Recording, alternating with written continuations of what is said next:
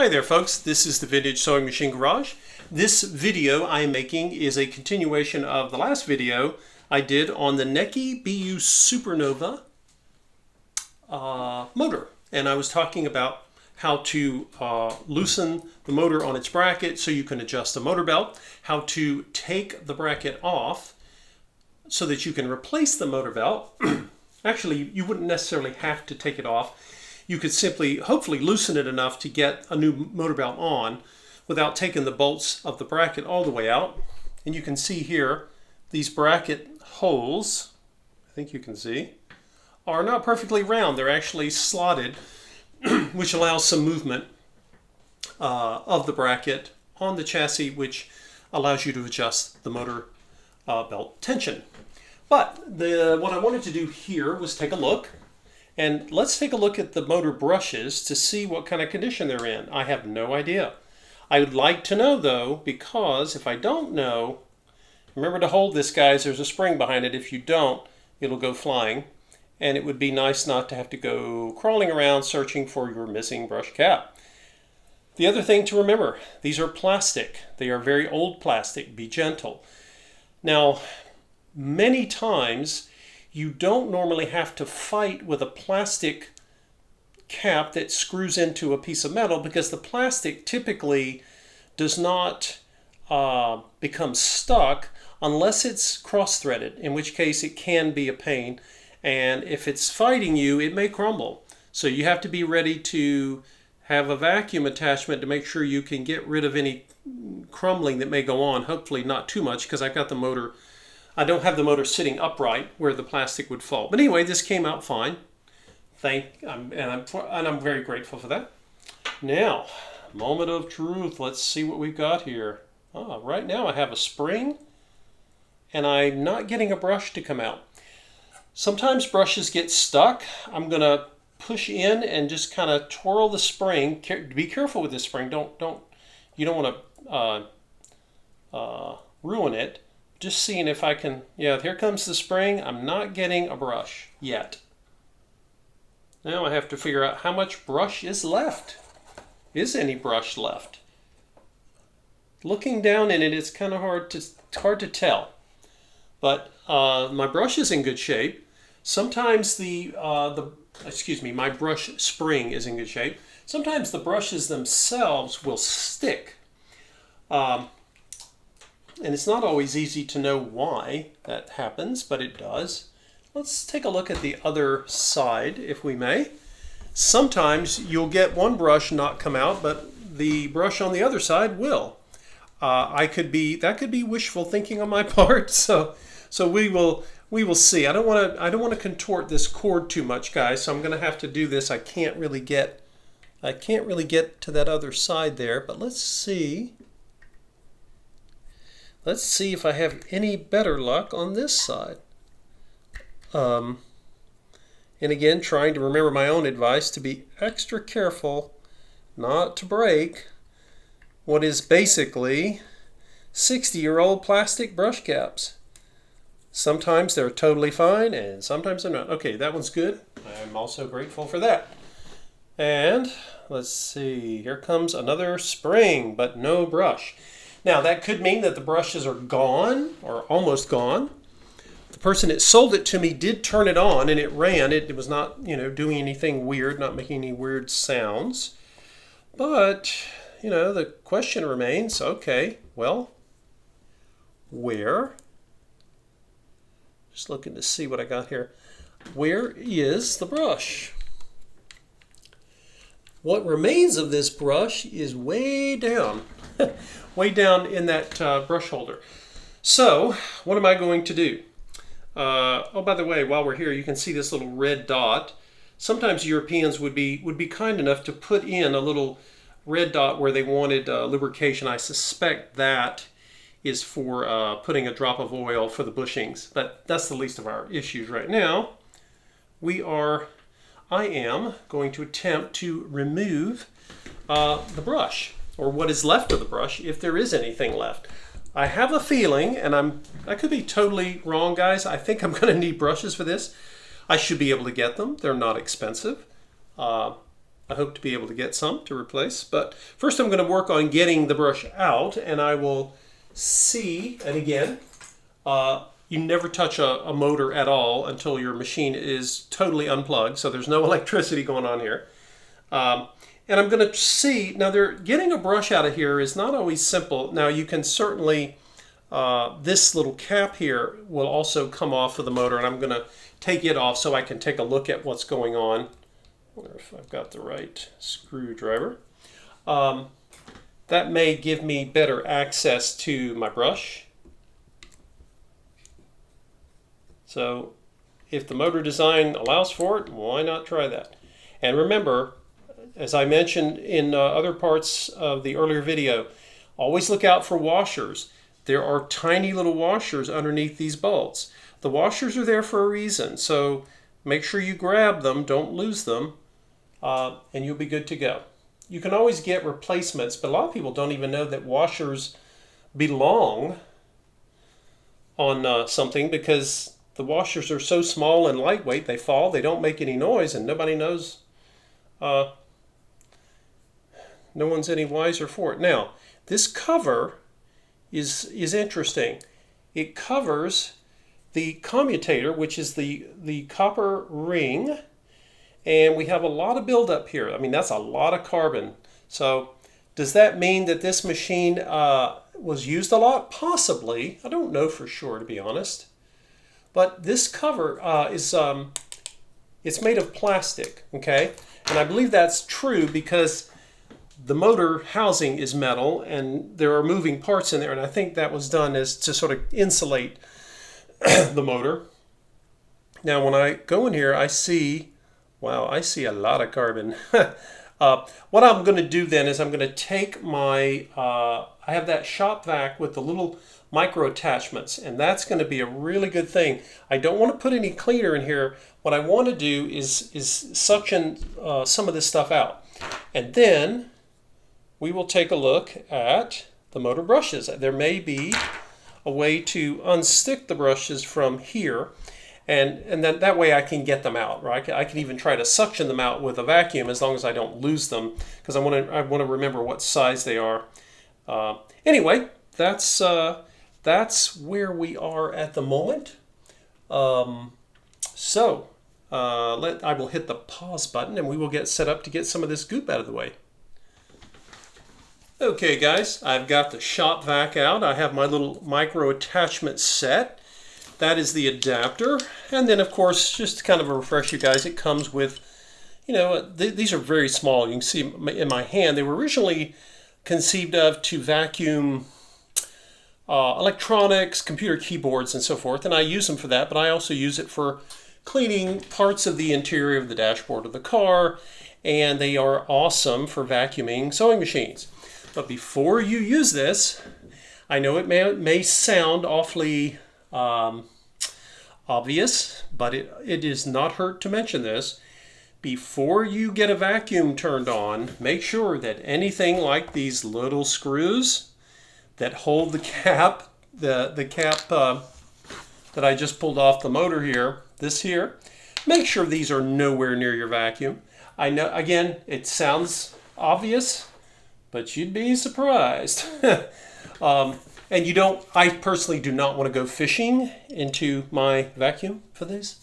So, I think I've gotten all my screws out of the way there. Now, I'm going to do a little vacuuming here, and we will see what we see.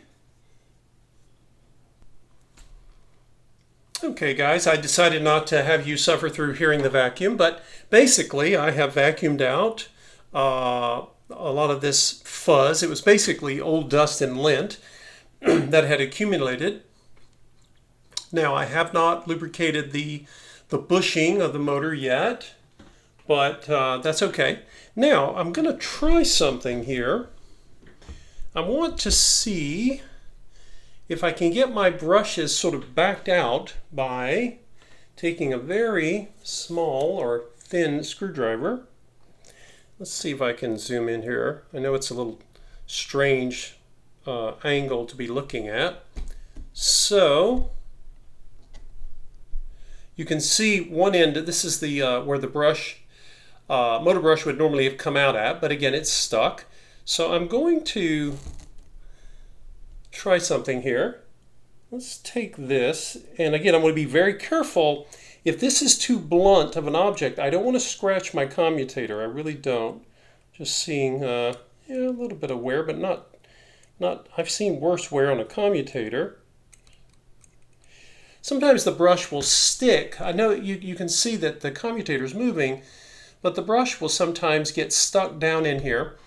I think what happens is the carbon, as it wears off, can sometimes build up and get caked up for some reason. Exactly why, I'm not sure. Let me think. I have something. I think I have a screwdriver with an even more narrow tip. I'm really wanting to not do anything to the copper there.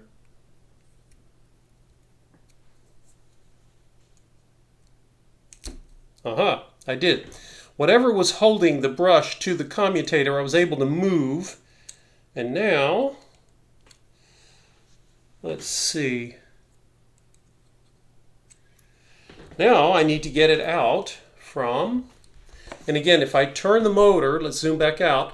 If I turn the motor, remember, don't forget that lead's back here. You do not want to stress that lead and start whipping the thing around because it's been sitting still for so long. These could be, guys, they really could be the original, the actual original brushes from 1956, 57, something like that. Okay, it's still not wanting to move. Now, I'm going to try something else, which is this. I am going to take, this is kind of a high wire act, so bear with me. So I've got you can see that the adapter is about this big around. Okay, you can see the opening for the adapter. And then when you put the attachment on, it gets even more narrow. And my goal here is to get this out without having the vacuum swallow it up. So you guys are about to watch. I'm either going to succeed at this or it isn't going to go well. But you will be witness to it one way or the other. So let's see. And I'll only have this on for just a sec.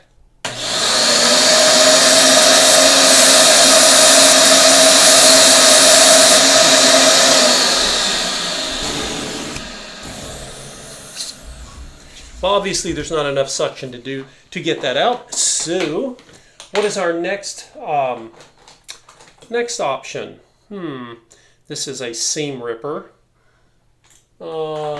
Sometimes you have to improvise with what you have or find something that might work for you. I'm going to try some of my old dental tools. You can try tweezers. Some of you may have had success with other methods of getting old brushes out. This is a pair of tweezers. I'll try that.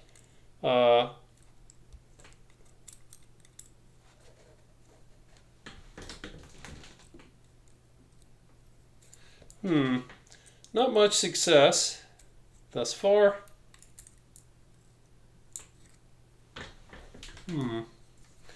Well, we know that the brush is moving. It's moving inside the cavity because you guys saw it, or I saw it, hopefully you saw it, move off of the commutator.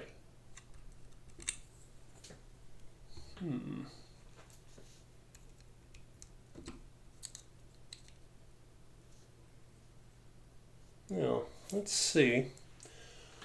What else can I use? Something small that I can get down into this brush shaft to see if I can pull that motor brush out. Not an easy feat. That's going to be too big. The good old crueling hook. Let's see if that will work, guys.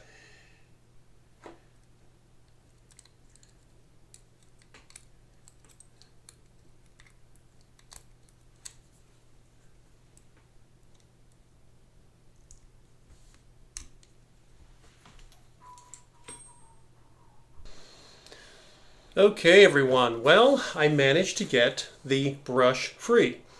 How did I do it?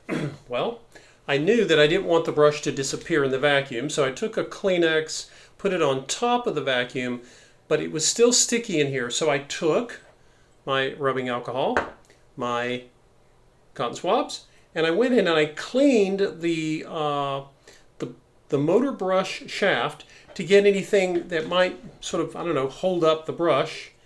And let's see what was left. Look at that, guys. Just a little tiny bit. Now, these brushes are still functional.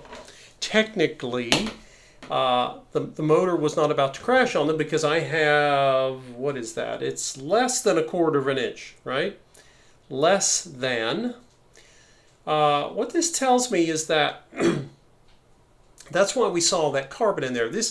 This machine was used, and that's okay because these machines love to be used, but this tells me it's going to be time to replace these brushes. So I'm going to look at my little inventory and see if I have brushes that are this size. If not, I'll get some ordered or pick some up somewhere. They won't cost very much. They're generic. You don't write the Necchi sewing machine company today. They don't even exist. They're just a label that's owned by a big conglomerate. But we can get motor brushes that will work.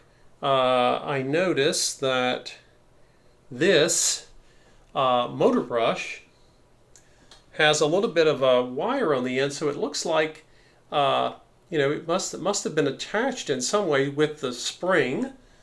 But again, I'll be replacing these. And let's see, what else can we do? The other one will be coming out, and I'll get new brushes. So I'll be getting to work on that, look for some, and if I have some replacements, we will definitely take a look. And I'll show you guys how I put them in. Putting them in should hopefully be less of a deal than taking these out.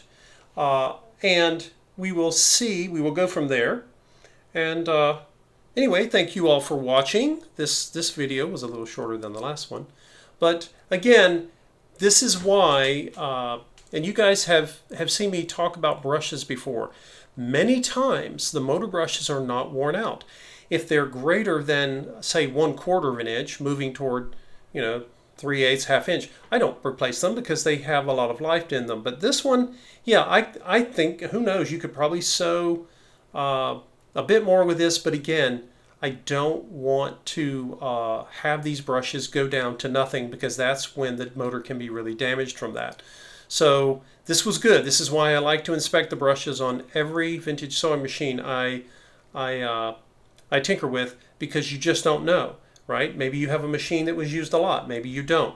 But the only way to know is to look at the brushes. So there's one brush out of our way, and I will get working on looking for replacement brushes, and then we'll talk later on about what if you can't get the brush out with my little doodah vacuum trick, which I wasn't sure would work until I cleaned this out. Like I say, I went in here and cleaned out the shaft, and that allowed the vacuum to pull with the little Kleenex there to prevent it from getting suctioned in, because I wanted to see it. I want to make sure I have the right, approximately the right sized brush.